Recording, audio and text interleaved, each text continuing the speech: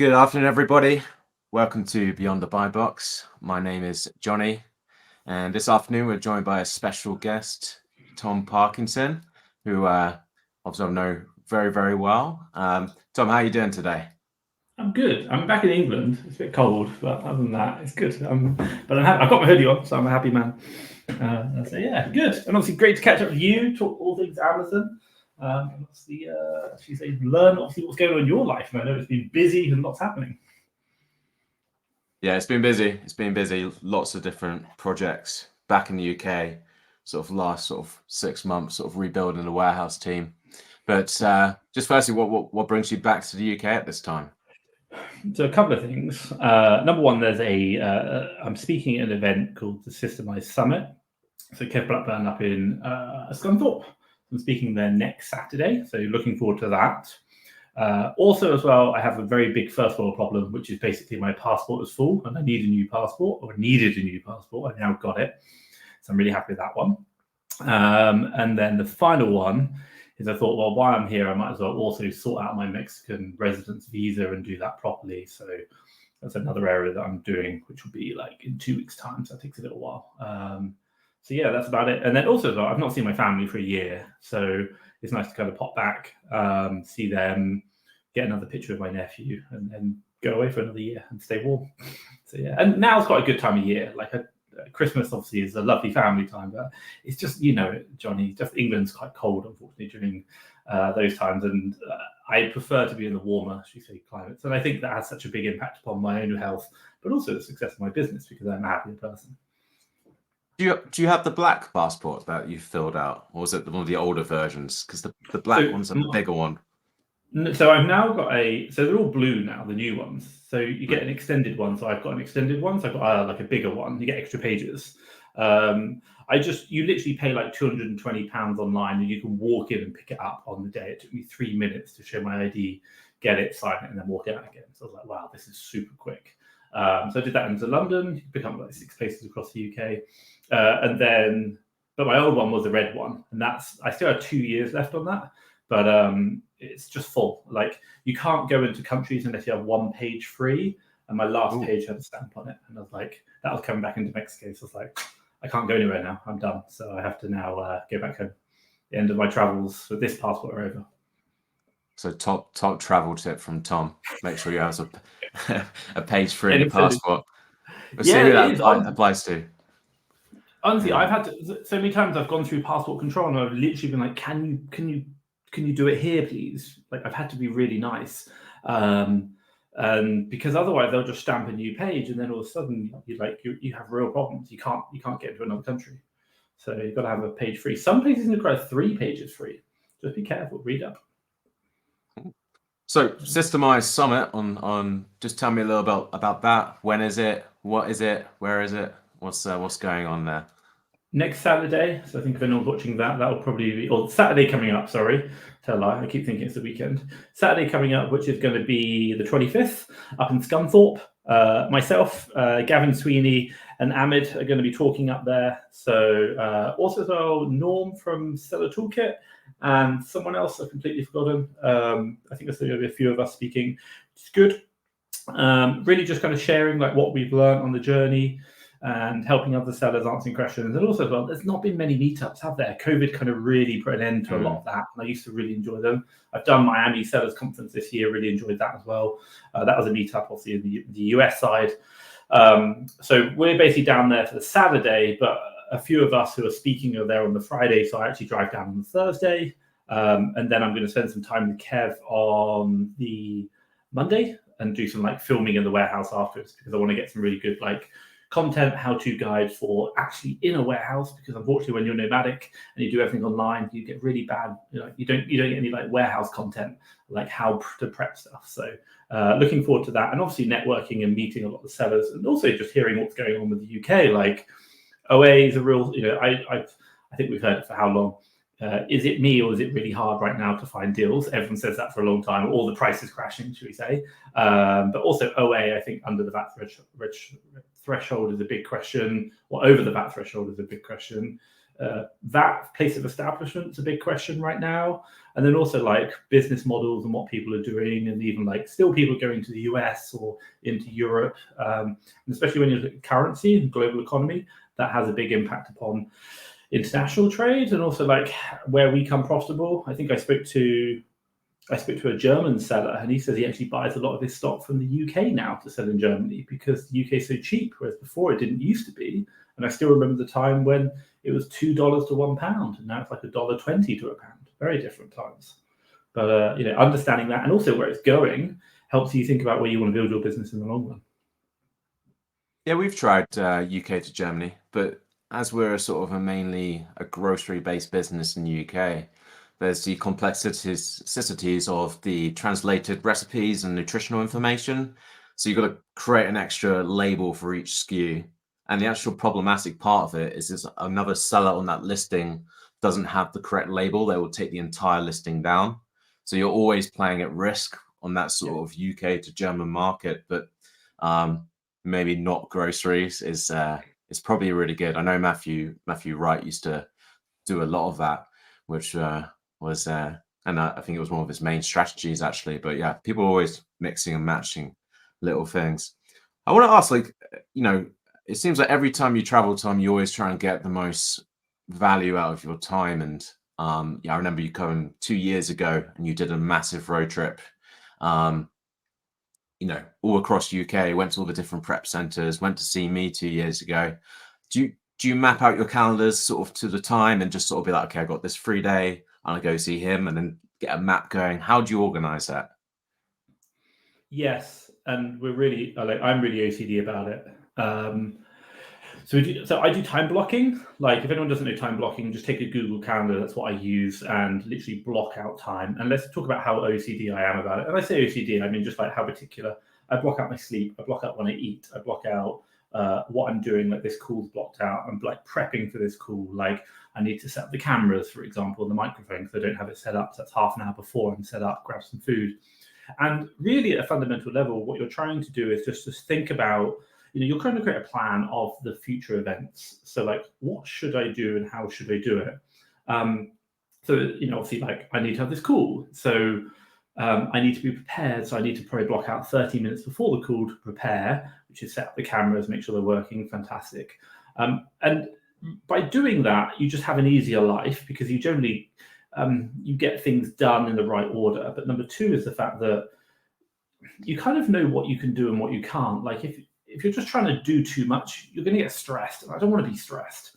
But the other really important point, and I think this is really important for everyone in business, is I'm really into my sayings right now. You do not learn from experience, you learn from reflecting on experience. And in that kind of understanding is like, go back to the time when you had like the perfect day. Like, maybe you woke up, you hit the gym, or you went for a run. You then, had a few calls with your team, got them going in the right direction. You called some suppliers, I don't know, like repriced, found some great deals, and then, spent some time with the family. Like, that was a perfect day. And what you're trying to do is you're replicating those, trying to have more perfect days than bad days. And what you realize is that a lot of the times you have, like, by luck, you actually just have some really good days, and you're trying to do more of that. So by reflecting on the time blocks in the past, what went well, and then trying to repeat that by planning it going forward is so helpful.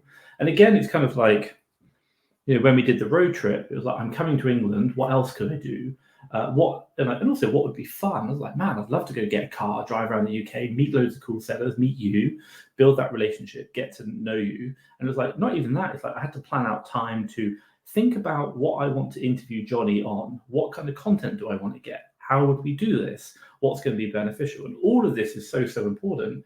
Why? Because, and I think I've learned this, my journey over the last couple of years, is that we currently have this, or I feel I have this feeling that I have to be working all the time. And what you realize is that working hard is important, but it isn't actually that important. It's about doing the right things. And a lot of the time you have to figure out what the right things are. And this is like speaking to good people, figuring out what they are and the way they work. Because then what you can do is you can then repeat those actions. And again, it's like, just physically taking action all the time probably isn't the right thing. Taking action which is clearly defined is going to help you out, or you're running tests to see if this works. That's important. Like, you could go source boots all day long, but if you didn't realize that obviously they're going to cancel your order, you're wasting your life. So again, getting the answers is going to really help you out. I don't know if that makes sense. That help, Johnny? It does. Yeah, I've been reading, little bits of a book called The Effective Executor.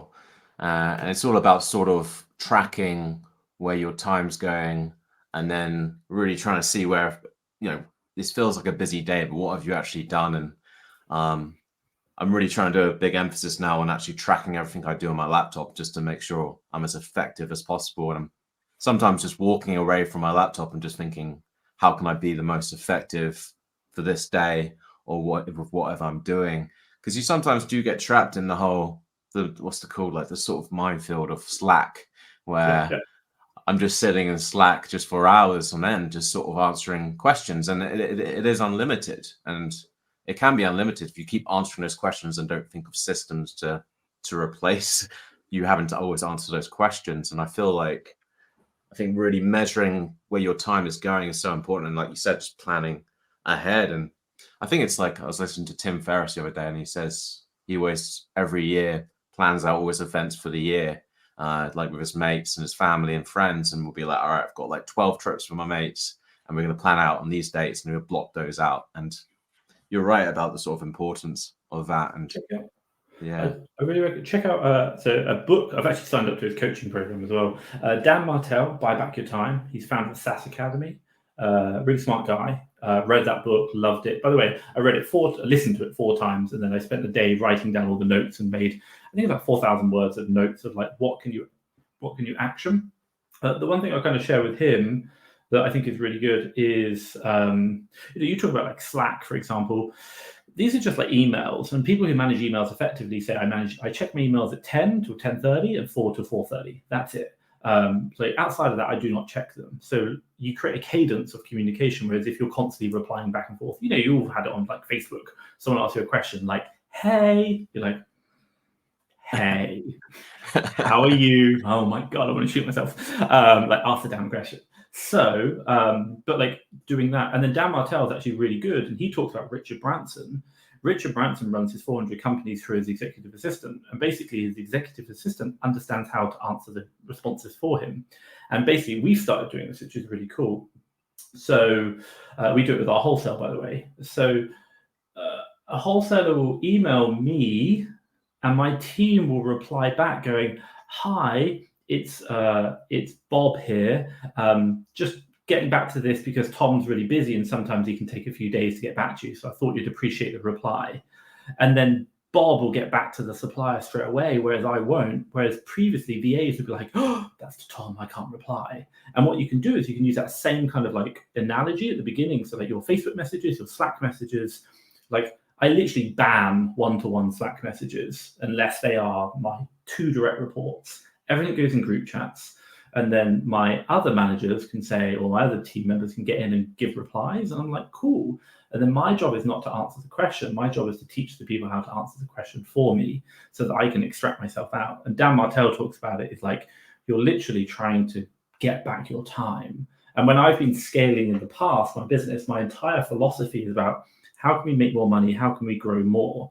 And like my mindset's now shifted from become a bigger business to how can I just have more time back and my business can grow without me. And it's really like, how can I do the same, if not more result in less time? And I'm really looking at like that email to the supplier. Do I have to reply to it? No, I don't. How do I get my team member to do it? That little introduction hook. Now they've got it. Fantastic. It's funny because that's how my team handles it. They handle all my emails and they reply as myself. But there's sometimes I occasionally get a phone call or WhatsApp saying, oh, can you confirm these pricing? Or like, what's happening with this order? Or they'll call me up and I'll be like, I'll try and blag it as if I've been talking to them already. You know what I mean? Like my team acts as me.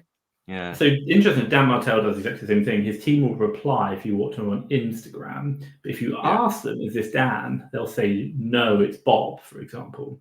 And then what's interesting is, so you're never lying, which is the important point. So I think when your team try and reply with you, it becomes a bit dangerous. So if your team, we always use shared inboxes. So then it's quite easy to say, my team are replying on my behalf. That's fine, just to speed up communication. So I think that's a lot easier. And again, like, my God. And by the way, like, I think the question comes is, where do you want to spend your life? And for me, it's like, I want to spend my life watching the business, picking out all the problems, fixing them, coaching my team, networking with people like you to figure out where's the next direction we should be going in, learning that, and then telling my team how to bring it to life. But doing it, hell, I don't want to be doing that. Not at all. That's not my idea of fun. No, I completely agree with that. It's nothing worse, again, the one-to-one Slack messages or emails or WhatsApp from one of my warehouse operatives. Instead of your direct report, I try and keep all my contact with my direct reports. Like you said, it's a less stressful. Like, I don't want someone emailing me on or texting me on Saturday saying, "Hey Johnny, when's our timesheets getting approved?" I'm just like, just text your manager. So there's always a problem. There's always that issue, right, of trying to form that hierarchy and making sure it's in place. And there's also the importance of hierarchy because it's less stress for us. We can delegate our stress to our direct reports, right? And I think I was listening to Jeff Bezos today, and he said, why is running a business so stressful? You're the one in charge. You can just delegate that stress. So I think that's really, exactly. So I always really think that's interesting. The Hive is a group of online sellers. We specialize in Amazon. We're a network, we're a community, and we're all about bringing success to everybody through expert content and resources that you just can't get anywhere else. The Hive has SOPs, documentation, short videos, clips, long form videos, over the shoulder videos. It has everything you need. Both for beginners and advanced sellers. I mean, I probably thought that I knew quite a lot about the selling on Amazon in general, but then when I joined the Hive, it was almost like I only knew 10%. We keep everything so up to date knowledge, up to date strategies. Natalie, Matt and Johnny will just explain how it works in normal English. The best part of being in the Hive is a community. Any question you have, you can put it in the Hive. And you can get just problem solved so fast. You can ask a question, there's an answer there within 5 minutes. We are confident that you are receiving the best level of content out of any training and resource group in the world. I use an app called Timing on my MacBook, and it's really interesting because it breaks down every single thing I do on my laptop and it will group it up, so I know exactly how much time everywhere's going on my MacBook when I work. And I work 100% pretty much on my MacBook nowadays, so it really does help. What are you using just to sort of track your time? Is there any sort of apps, or is it sort of manual? Or so it's really we forward plan in the calendar, and then as I go through the day, I correct it for what really happened.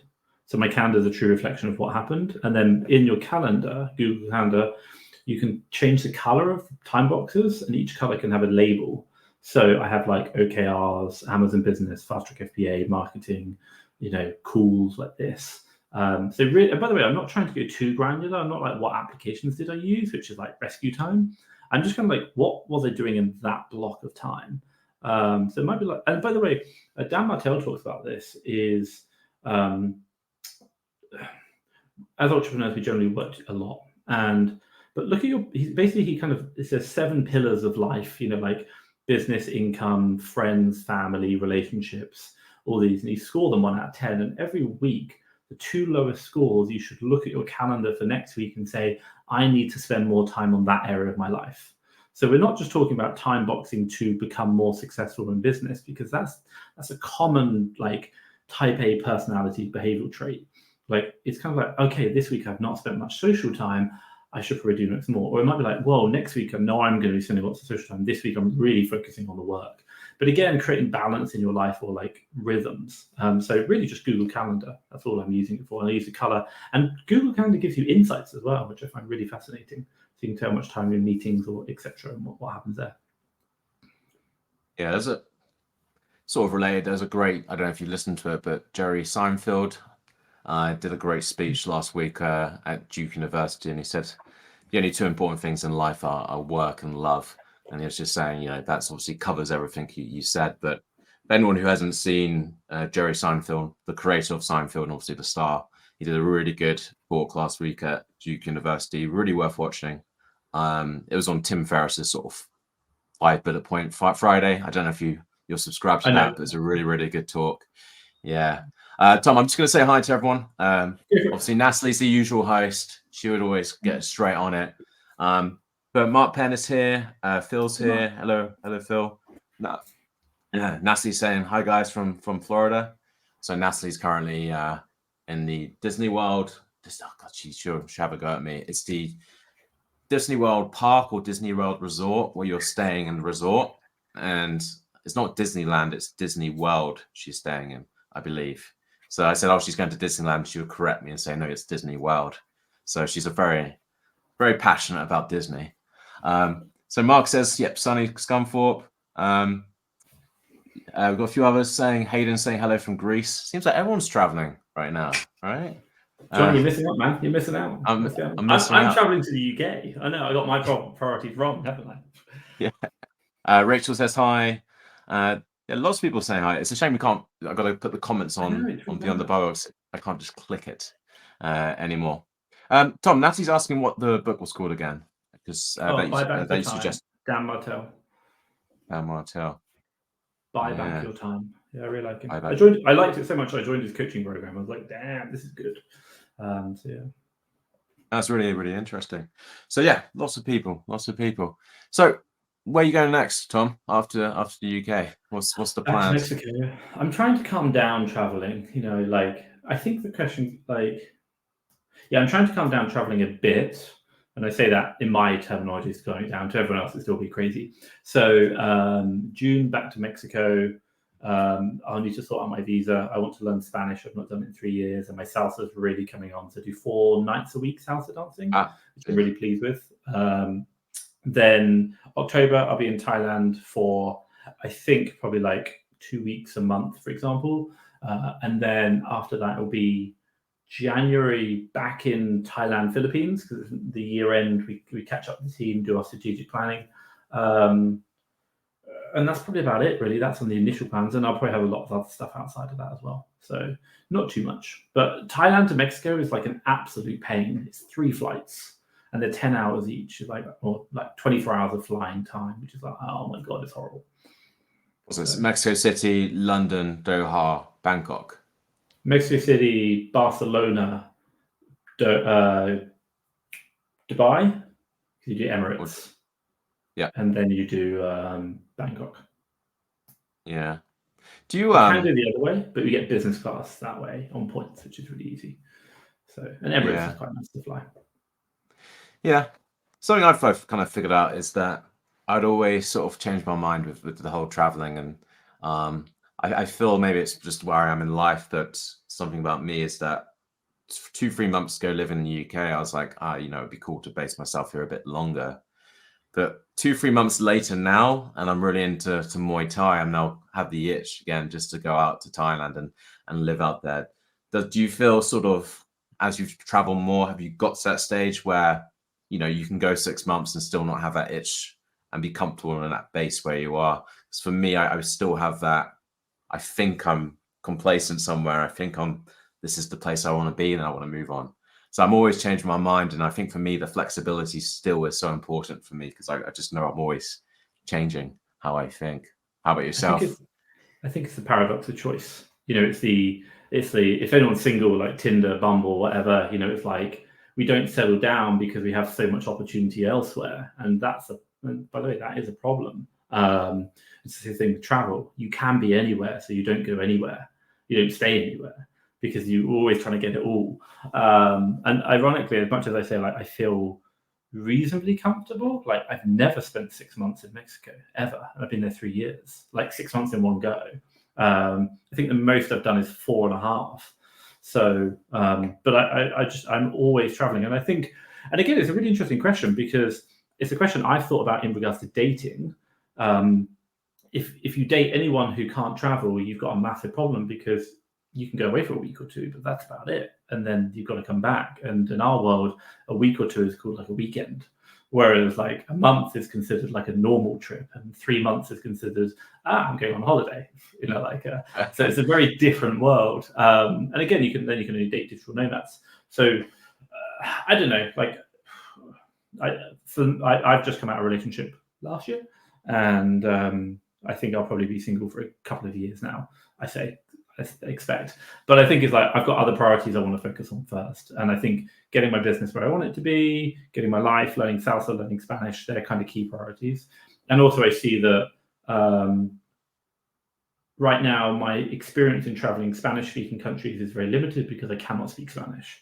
But when I can, to a better standard, then I'll have a much different experience. So I'd like to be able to enjoy that. So I don't know, we'll see.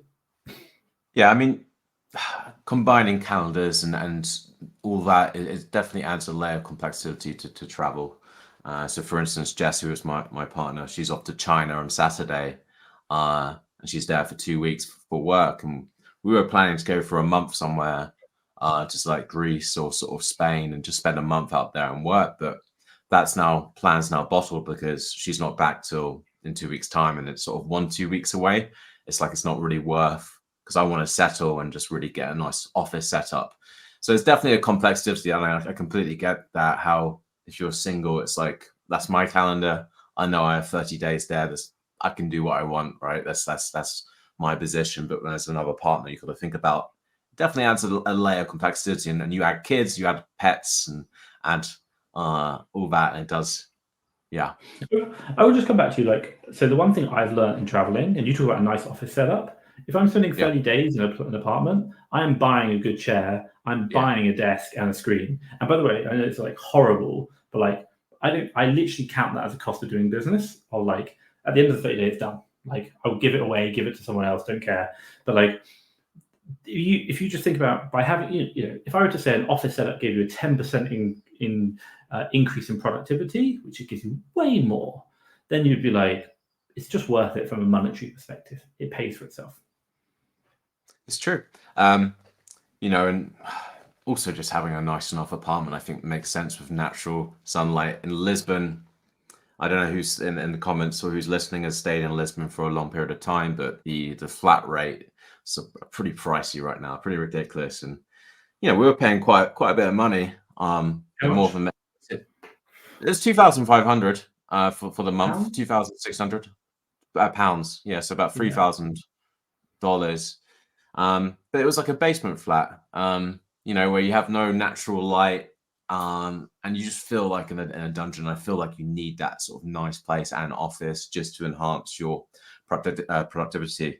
You know, having that desk and having that chair and silence as well really helps. And yeah, I always found that obviously I sort of sometimes need my own space and just complete silence, noise cancelling headphones to really concentrate, and it's super important. I think quickly. Can you get into the rhythm really? Can you like get into the rhythm really quickly, like focusing? You know, I think a bit of caffeine in the morning.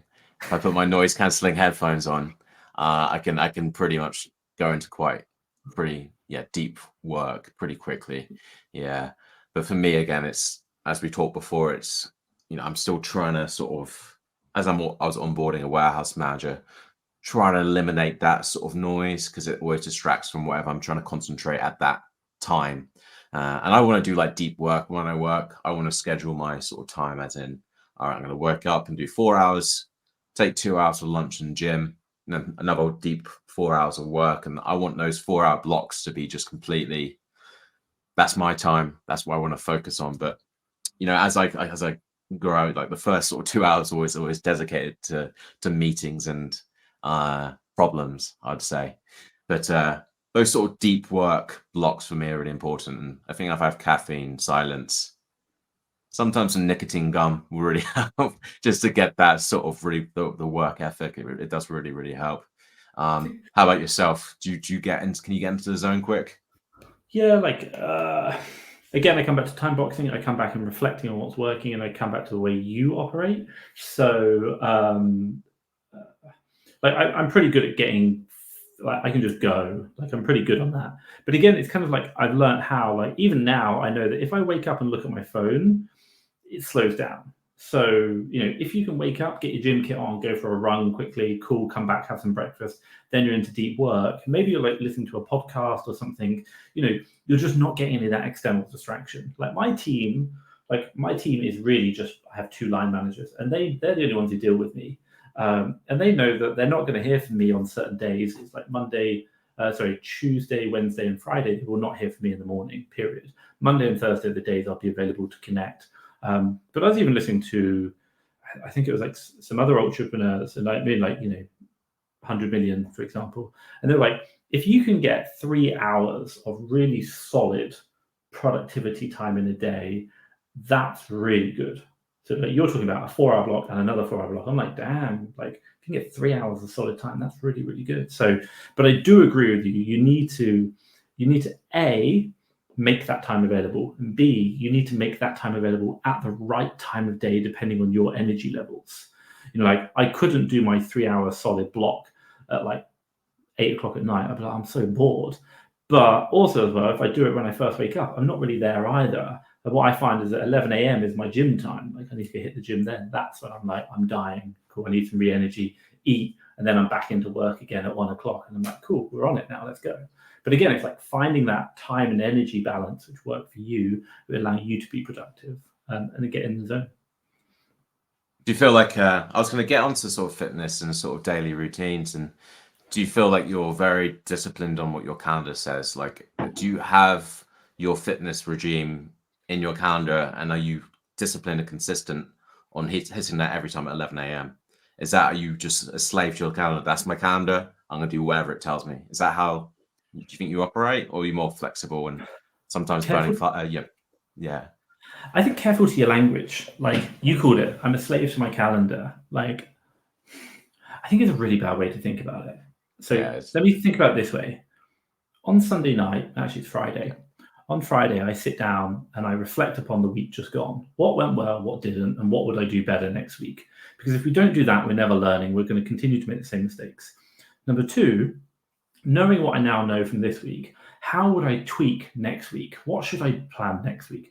What are my big goals that I want to achieve? What are the little things coming up? What's coming up in the long run? How are we going to adjust next week? So I've written a plan for how I think the perfect week is going to run, before I've even started the week.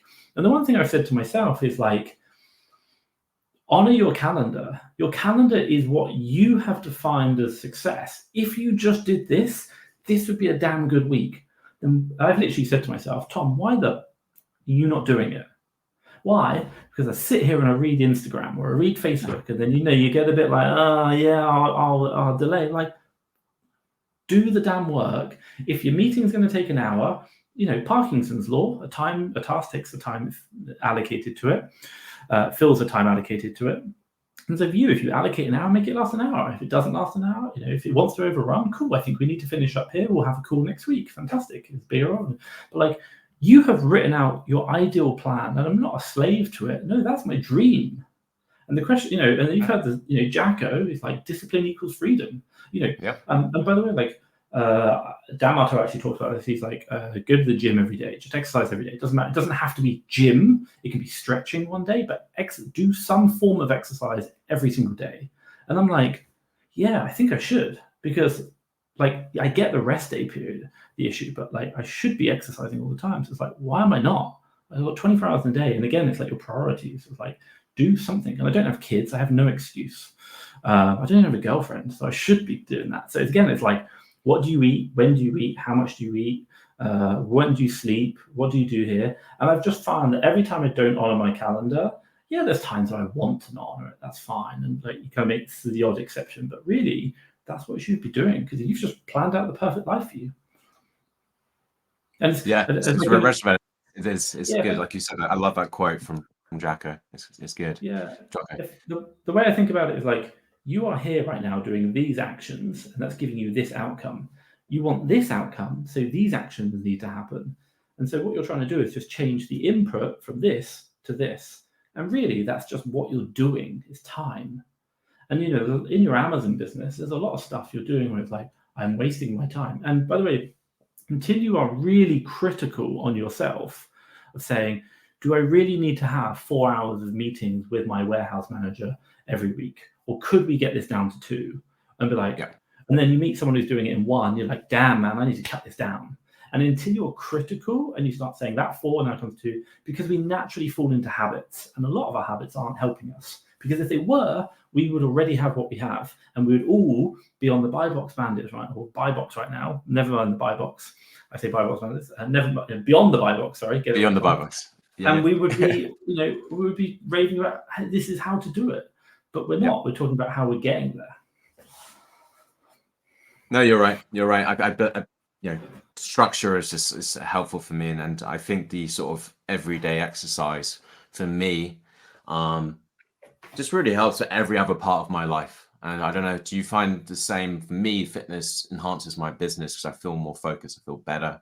I feel great after it, and I think if I ever go into slumps of moods or any sort of, just not feeling good myself, it's always, I can look back and be like, it's because I haven't been hitting the gym well, I've been eating badly. So how much do you think that really affects your sort of productivity in your business life, going to the gym every day? Is it a massive thing for you? Yeah, I think definitely. I think so. A couple of things I'll talk about is one is when you've reached the success you're looking for, if you don't have a body that is healthy, you're like, this. If you're sick, you do not care about your business at all. You only care about being healthy again. So what you realize in those times is what your priorities are. So having a healthy body is a key. And by the way, we're not here to work really hard so that we can die and never enjoy the fruits of our labor. We want to enjoy that. So healthy body is key. Number two, who doesn't like looking good? And generally eating well and fitness is a good part of that. I don't know if anyone's like over the age of like 40, or 35 and had a bit of pain. They're like, like you gotta, you're never going to stop that, but through fitness, you're going to delay the onset of it. And I think that's really, really important. So delaying it. And then the other ones are like, it gives, ironically, when you go to the gym and spend energy, you get more energy back. So you can't just sit at your computer for 15 hours a day. It doesn't work. You've got to have a break and you've got to do that. And gym's really good. Gym's a great time that I learn. So I'm listening a lot to audiobooks. Absolutely love them. And then the final one is kind of like, I think, what is it? Yeah, like just for me, it's kind of like creating a well-rounded life and like being the ideal version of you, and health is a key part of that. So absolutely love that. Yeah, are you excited? How often are you exercising, Johnny? So I do Monday, Wednesday, Friday Muay Thai. So Friday sparring, Monday, Wednesday is just pads and a bit of sparring and clinching at the end. Then I do weights either 2-3 times a week right now. I'm quite bulky, so I'm just sort of maintaining and trying to keep my same sort of lifts up. And I'm trying to do cardio, sort of running, sort of maybe twice a week as well. So trying to do like 7 days every day, pretty much, sometimes doubling up. But, I came back from Lisbon. I've been transparent at 101 kg.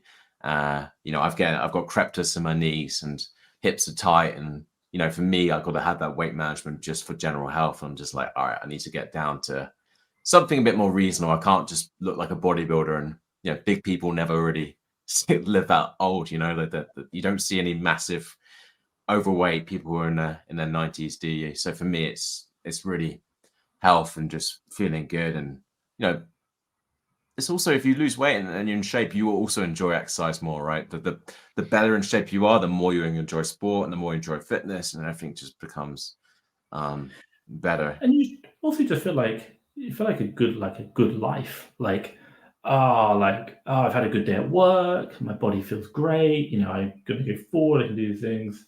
Like the one thing I kind of thought about is like, when people do 75 hard, like that's incredible, like, but they get really into shape, and like, what is it? It's like they're doing a lot of exercise, they're doing diet, and like kind of change it from like I'll do this seasonally to like, how can I kind of, I'm not saying 75 hard all the time, but something similar to that as a way of life. So, I'm always just mindful of what I eat. Like I can have the sweets, but maybe I should be mindful of like, that's a small portion of my diet, maybe tracking calories until you're used to what you're eating and then you have a good routine in place. I'm one of these really annoying people who can just eat the same meal for like 2 months straight. Like literally, I could eat the same breakfast, lunch and dinner all the time. But then again, like even for me, like I try and do the gym, like some form of exercise 7 days a week. But on top of that, I'm layering on like salsa 4 times a week, which is like incredibly like especially in Latin America, you're sweating your balls off, and I'm really bad. But like I'm like, that's my that's my gym for when I'm older, and I'm learning that skill now, so that when I'm 70, I'll just dance every day of my life, and I'll be like, that's a good way to live my life. So again, finding what you love as well. And don't get me wrong, I don't really enjoy the gym. I do it, but I don't enjoy it. I enjoy the feeling after, but like when I'm there, I'm like, oh, I don't really want to do this anymore. But I do it. Do you enjoy salsa? Yeah, absolutely love it. I love the music. I love just the vibe. I think it's super cool. And then, by the way, even in Mexico, like people will just stop and start taking photos and videos and watch you, which I think is incredible. But I just like, the fact that when you're 74, you can just go dance with anyone. And there's no problem with like dancing with like someone who's like 24, 34, 54. It does not matter. Like, and I just think that's such a nice thing. And it's like, what do you want to do when you retire? When you maybe don't work so hard? You now run a successful business. You now don't do 7 days a week. You now do 4 or 5 days a week, which is like, wow, how do you do that?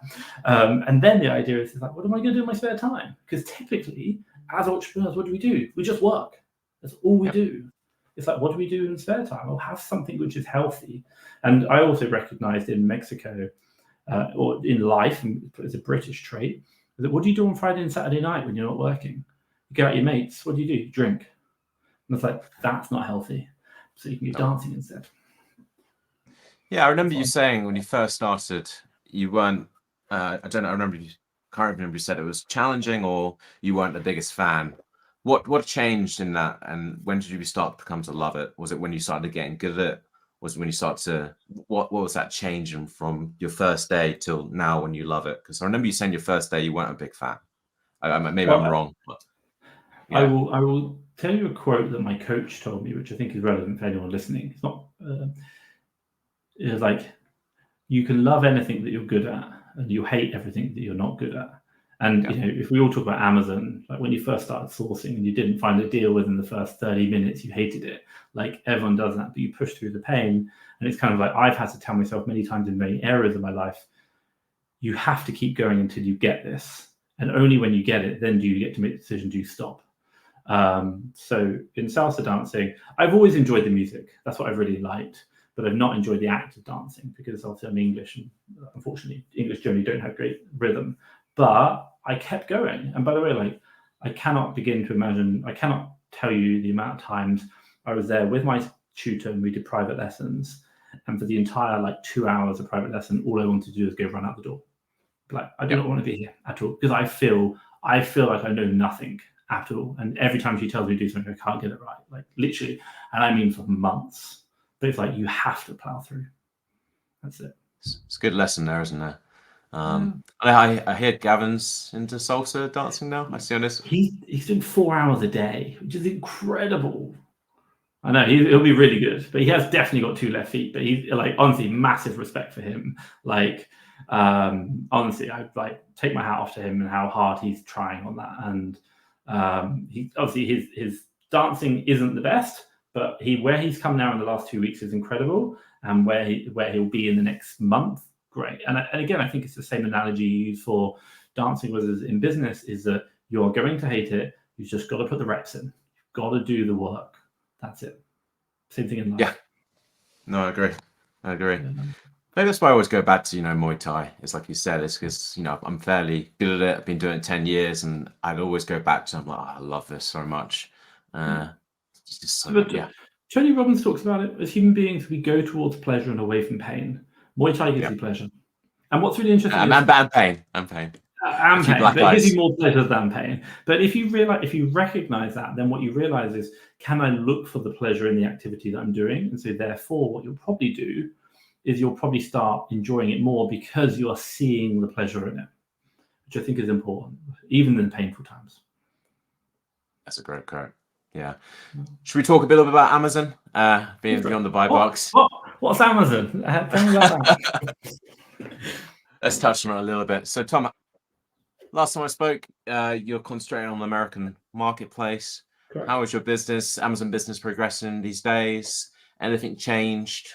What's the latest with Tom and Tom's world? Probably for the whole of my life, I've been doing OA, and then we do about 50% wholesale, which I'm really enjoying. I'm getting into. I'm learning a lot.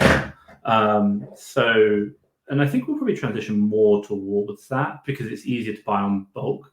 So the team now is 5. We used to have 10 in the US business. We're now down to 5, 3 sourcers, 1 purchasing manager, and 1 admin. We used to have 2 purchasers. One purchaser went to go work with his brother in Australia, and then we just promoted the assistant up, and she's really good, which I absolutely love. So a couple of tips we did there.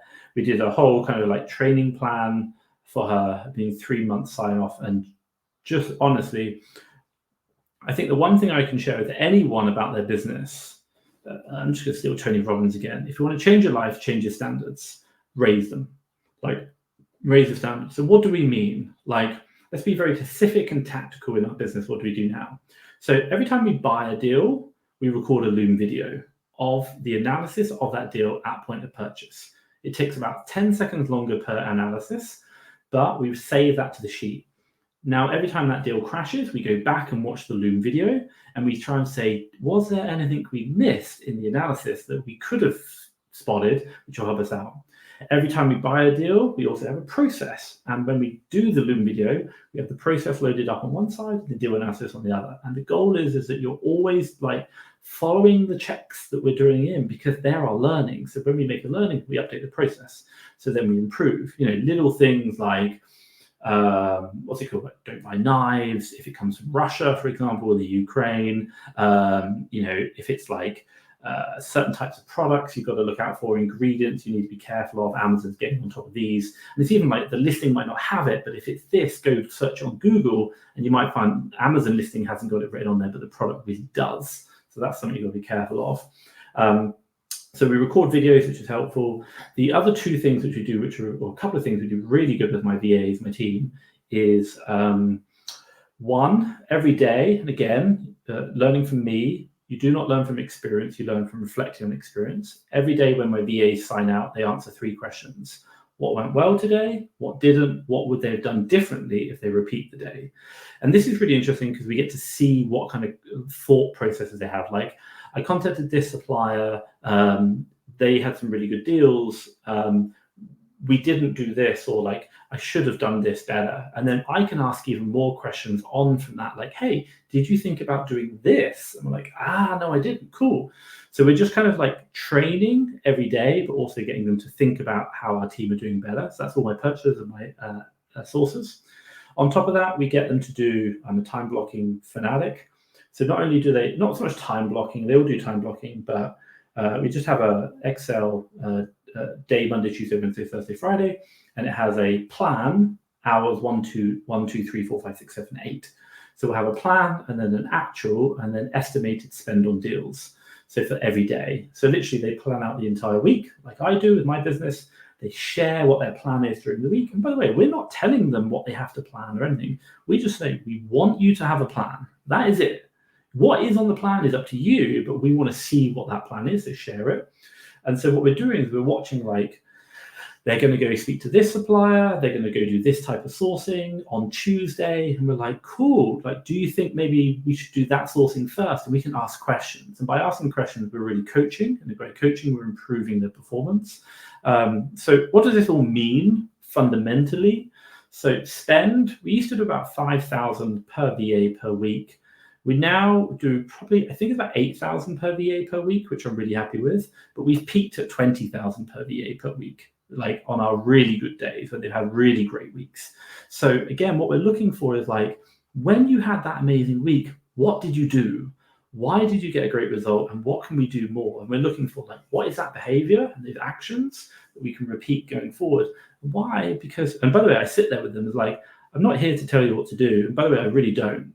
What I want you to do is to learn what works. Why? Because if it works, you're going to make more money for the company, and the company will pay you more bonuses. And they're like, yeah. And so they see that correlation, they see the action, and we're really supportive. So for me and my purchasing manager, and I try and make my purchasing manager all the conversations, is like lots of love hearts and ticks and well dones, but also questions, not you're wrong, just questions like, hey, have you thought about this? Have you thought about that?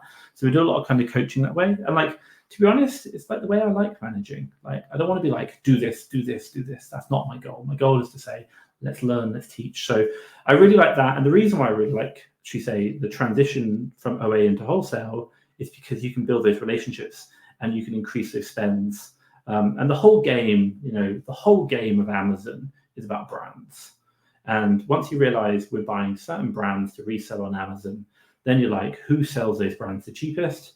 And then that's what on OA, it's kind of like, that's the price. Whereas in wholesale, it's like, that's the price plus discount, plus conversations and what you can do, bulk buying, and then looking for more suppliers, and then finding that new supplier and challenging them back with the old supplier and negotiating even better pricing. And you're always having those conversations, but you're building relationships. And I just love that. And I think that's a really good part. And for like me and you, we build relationships because we do this networking, we do this social side. So it plays to our strengths. So absolutely love that. And it makes my life easier. So yeah, you get less points. So maybe travel's a bit slower on that respect. It's all credit terms, right? On wholesale, which is great as well.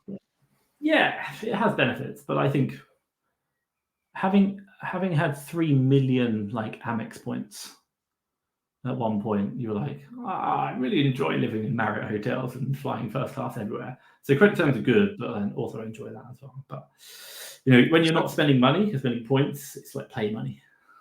Yeah, no, I get you. Yeah, completely get what you mean. So who's building those relationships in your business? Do your suppliers ask to come visit you? Are they aware that you're in Mexico City? I've had many conversations where I've actually been like, I'm in Mexico City, and that's spurred a lot of interesting chats. So the reason why is I say, we're looking at should we say doing more distribution into more areas, more suppliers. So I'm out here right now doing this. We've not had anyone coming wanting to visit. We've had like kind of conversations like, yeah, sure, like we can have that conversation when I'm back. But right now, so we've got a lot going out here. We do say, by the way, I'm quite honest. I say, look, I have a team out in the Philippines because we're trying to reduce cost, and the labor is very effective in doing that way. We use a lot of 3PL because we have different warehousing, East Coast and West Coast. So initially it'd be me building the relationship because obviously I'm English, and when you speak to Americans, it works a lot easier than if you try and get Filipinos to do it. And then I just follow up. But once the account's open and we start doing the conversation, then my team can jump on because we're using a shared email address. And I'm quite honest about that. So if you think about the division of labor, my task is to find new suppliers, open them up, and then pass that to the team. And then it's really to hold the team accountable, my purchasing manager accountable for the team, should we say, of the standards. And my weekly actions are level 10 meeting on a Monday. Sunday is a finance review call, just moving cash flow. And then I have 2 more meetings with my purchasing manager. 2 more? I think 3 more actually. 2 are coaching, so kind of general areas that we're looking at improving. I've given her a list of 5 books to read. As a new manager, I want to teach her, so like a curriculum of 5 books she has to read to get to the next pay rise. And then the next one is, and then we do one session a week where I literally live screen share, and I'm just doing checks on everything. So audit, accountability. I have a set process I go through and check the entire business. And then outside of that, my kind of like big projects are suppliers. That's it. Looking at what's going on in the marketplace, looking at suppliers, trying to negotiate, and seeing how we can improve as a business. So they're my kind of big time blocks I try and get productivity in. But right now, next week and next week is kind of like relax, enjoy. To be honest, I'm like, for those listening, like there's some golden nuggets there. Just if you can take a few of those and just put them in your business, and you're not doing them already, I think it's going to really help your business. I think what you've just shared there is really, really good. I spoke to you last year in Mexico about EOS systems and traction and stuff like that. And we've been doing, level 10 meetings every Monday, same time, same length. And the amount that's really just helped doing that weekly meeting with my 2 direct reports and just going through the main, heartbeats, or sort of what they call the data points, the main data points, and just comparing. And then getting a story of what's going on the last month and like, why is this happening? Oh, it's because our spends dropped down by 20% there. Oh, it's because our stock value is 10% down and our sales per day is down 5%. That's why our sales per day is X. And you can get patterns and you can predict the future just by running these sort of key meetings just once a week and having a good data set, which really shows how you can predict the future. So if anyone's listening to 53 minutes in, some of those things you just mentioned there about it's a level 10 meeting and just figuring out what that is and the EOS has really helped myself. And yeah, thanks Tom for sharing that and obviously helping me out last year. Are you still doing EOS and Traction? Have you moved on? Are you still Oh, really into that? we're insanely doing it. So Yeah, it's good. if I can take what you've said and just take it to like another level. So Yeah. you have level 10 meetings, which are great, which are about getting the pulse of the company. And it's Dan Martell talks about that as like deal with reoccurring meetings with repeat agendas. Level 10 is a repeat agenda. Everyone knows exactly what to expect. It's always the same format. Everyone knows what to, they've got to bring their results from last week. They've got to say what they've done, and then they go through the whole process. So it's really simple. Like, I absolutely love it, and it's a really nice kind of meeting as well. Always finishes within the hour, like absolutely fine. Even if you don't get everything done, it doesn't matter. You just finish in the hour. But what we do then as well is like there's a lot of questions that come out of that and like learnings. So then what we do is we say, can you update your process? So which is the process document. So we'll say like, okay, this is something we've seen. Let's have a meeting, or like because of that, please update your process. And then from there, what we want to see is that process has actually been updated. So they send evidence of the process updated back into the next meeting. So we're like, now what we're doing is constantly building ongoing change and feedback and learning within the organization. So, you mentioned it a minute ago, like, oh, revenue's down because we didn't do this 2 months ago or a month ago. And you're like, wow, I didn't realize that had that big effect. Hey, I think that's a metric we should probably track. Can we start tracking that going forward, please? And like, wow, now I just understand what the key drivers are in my business, and I'm really measuring them. And then you have the on track and off track. You don't actually get it in Traction. We built it ourselves. I got it from a guy who has 5 8-figure software companies, which is quite interesting. But it's our Traction. It's our KPI dashboard. It's really, really cool. It has every member of staff has 5 to 15 KPIs, and then they add up to the departmental manager, and then they all add up to the business overall, which is really cool. So like the sources add up to the purchaser, then you have admin, then you have a business overall dashboard. And then what you can do is, because you have an on track or off track, which is like, this is the number it needs to be, and it's green or red. That's it. It's on track, green. It's off track as that. And all you're doing is looking at red. Cool. That new number you said is now off. Right. This week, what are we doing to get that number up? Okay. On Tuesday, I want to have a meeting, and we're going to talk about actions that we're taking to get that number up. And exactly. And I would probably just say, if like on reflection, the one thing I've really learned over the last 2 years is we all kind of get caught up in like, oh, I need to be doing this new fancy thing. I need to be doing this shiny new thing. And the answer is like, you don't. You just need to be understanding what you're doing and doing it better. And doing it better is called incremental improvements. And really, it's not making the same mistakes. That's it. Not buying bad, not repricing bad, not buying bad stock, letting stock go to waste, doing all of this stuff. Or like, it's just like, what's working, do more of that, and stop doing the bad stuff. And Traction helps that. It's really helped me. Another sort of just I love one of the metrics I love is I always track in my warehouse how many units do I have available to send to FBA, as in like, do I have 2,000 units I can send today to FBA? Do I have 4,000? Because I know that if I have 0 units to send to FBA, then my staff are going to be like, what do I do? Right? Mm-hmm. And then you're wasting labor. So what we can see is obviously if that's trending down and it's going towards under 2,000, we're like, ooh, like purchasing team, we need to up those budgets. We need to get more finance. We need to buy more deals in. Let's address this now. And you can be proactive about it than react and be like, oh, it's gone down to 0 available units. And obviously you've reacted lately. You're proactively looking at that trend. And you're like, oh, geez, we need to spend more. Otherwise we're going to have to cut staff, or maybe that's getting too high and we have 10,000 units to send to FBA and we need to hire another FBA packer, and it really dictates where you need to put our time into the business, in my view. Yeah. And what's even better is the fact that now you know these numbers and you know like, oh, I need to check them and here's what I need to do. You now basically start building processes for yourself, and I do it, by the way. I write my own processes. Like I have like a stuff day. It's like an hour and a half of just stuff I have to do.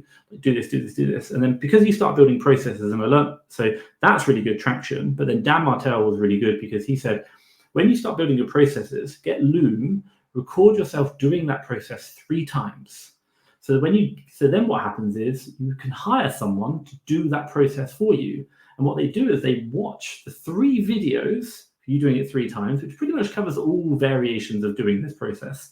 They have the bullet point documentation of how to do it. And then you have like a 10-minute meeting of like, do you have any questions? And they're like, no, I think I pretty much get it. Cool. Show me how to do it right now and think, done. Yeah, well done, you got it. And so you save yourself time. And what you now do is give one of your jobs to someone else in a structured way, which is very efficient, because we're good at efficiency.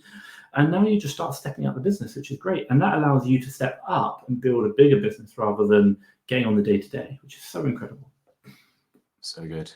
We actually recently moved from Loom to an app called Scribe. How? Have you tried out Scribe? Yeah. Scribe how? Or having a look. So Why? essentially, so when you're recording the process on your screen, it will track where you click and where you type. So when you're doing the process, and then it will document it to a PDF. So if I'm sourcing a deal or buying something or do any sort of action, so you're creating an FBA shipment, it will tell you exactly, it will basically summarize it, put screenshots in, show where you've clicked and where you've typed. So rather than a Loom video, we have to watch the video. It's more of a SOP. It's like a automated SOP where you don't have to write the SOPs. You just record yourself doing it. Scribe how I'd recommend. Can you edit? Is it a PDF or can you edit them? It's PDF, so you can then edit it. So like get this first screenshot of what your first action. So you clicked on a website or clicked a button. It would say click here with a screenshot, and then it would go to the next step, and it would basically track everything you're doing on your computer, and then it would document it up. I love it. My VA actually told me about it. Yeah. I'll check it out. The one thing which I'll kind of add, I'll say this from like a VA perspective, and I think it's really important. We don't use it, but I recommend it to everyone. Notion. So when you take your Scribe how, put them on Notion, and the reason why I love that is it's a central repository. You can AI search, but the reason why I really love it is more the fact that when something doesn't go as planned, which is always going to happen, you have two questions. Was it the process problem or was it a user problem? So, and the question you need to ask is, did we actually follow the process? And then what I love about Notion is you can actually log in and see if someone actually looked at the process when they said they did it. Because if they weren't following the process when they did it, i.e. you can see this was viewed on this date by this person, you're like, well, how do you know you were doing it right? Because you probably just did it off your head and you weren't getting it right. So again, it's about building the habit of having that process in front of you. And so that's the problem we found, whereby we have these great processes, but people aren't actually following them. They're following what's in their head. And therefore, all the little bits are being missed. And really, it's the little bits which make the money or stop the problems. So that we love. And then also as well, you can see version numbers. So you want to update the processes all the time to new learnings rather than recreating them. So editing them is important. But yeah, really good. I'll check that out. It's golden. Oh, Tom, thank you so much for joining. That's been a really good hour. I've learned a lot. Really appreciate the wisdom and all you do for the communities. Where can we find more of you? fasttrackfba.com, Instagram, Facebook, YouTube. We have 2.5 million viewers on YouTube now and 40,000 subscribers. Woohoo. I was going to say congrats on the 40,000 subscribers. That was on my notes. Actually, we didn't get to it, but well done on the 40,000. Super impressive. All right, guys. Well, thank you for listening. Yeah, Tom, thanks again. And yeah, we'll see everyone next week. I think it's me again, and Nasty's back the week after. All right. Cheers, everyone. Bye-bye. Bye.